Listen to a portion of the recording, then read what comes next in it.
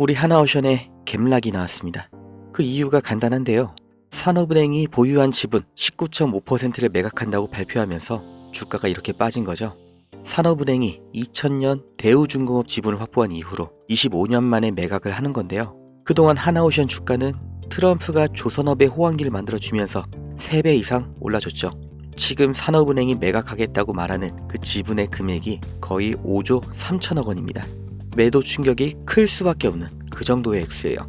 오버행, 그러니까 대규모 매도 물량이 시장에 쏟아지는 겁니다. 당연히 단기적인 하방 압력이 이어지는 건데 중요한 건 하나오션의 근본적인 성장 가능성은 더 큰 기회를 만들어 줄 거라는 거예요. 이 하락이 더 큰 기회인 이유, 조선업이 반드시 성장을 이어갈 수밖에 없는 이유를 정확히 아셔야 됩니다.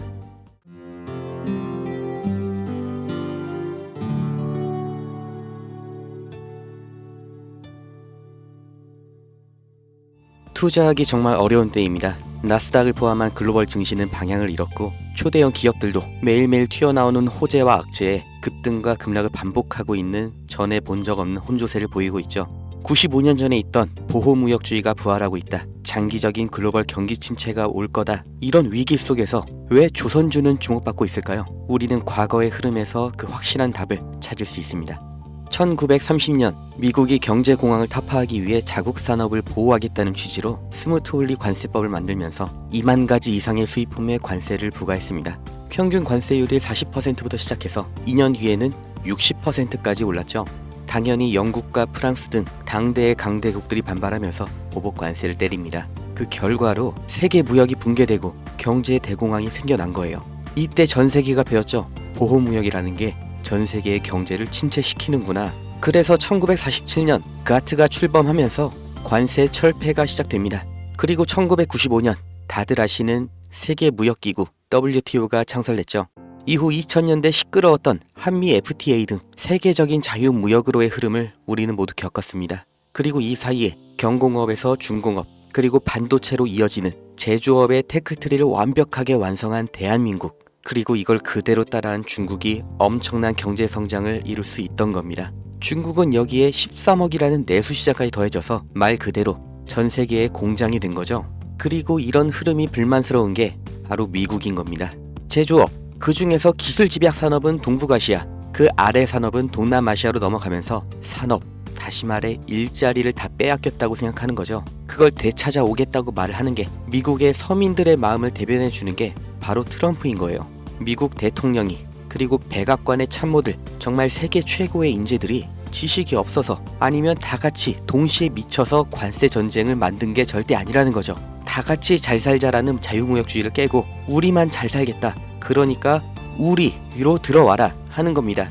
25년 4월 2일 트럼프가 해방의 날 선언을 합니다. 세상에서 가장 힘세고 자유로운 미국이 어떤 해방을 말하는 걸까요? 경제 해방, 바로 다 같이 잘 살기 위해 제1강대국이 품어야 했던 희생, 바로 국가 부채로부터 해방하겠다는 거죠.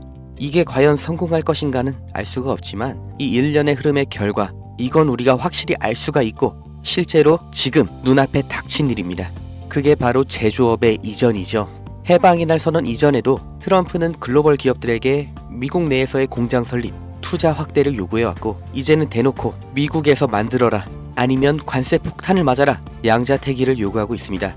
그러나 현실적으로 이게 얼마나 갈지, 그 결과가 어떻게 될지 예측이 안 되는 관세 전쟁이기 때문에 정말 모든 기업이 미국으로 가는 건 불가능하죠. 그렇기 때문에 그 대안, 동남아시아로의 이전을 서두르는 기업들이 생겨나고 있습니다.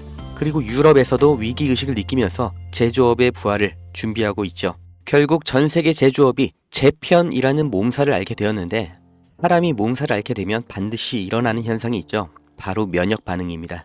전 세계 경제에도 이 면역 반응이 나타나고 있는데 그게 바로 조선업입니다.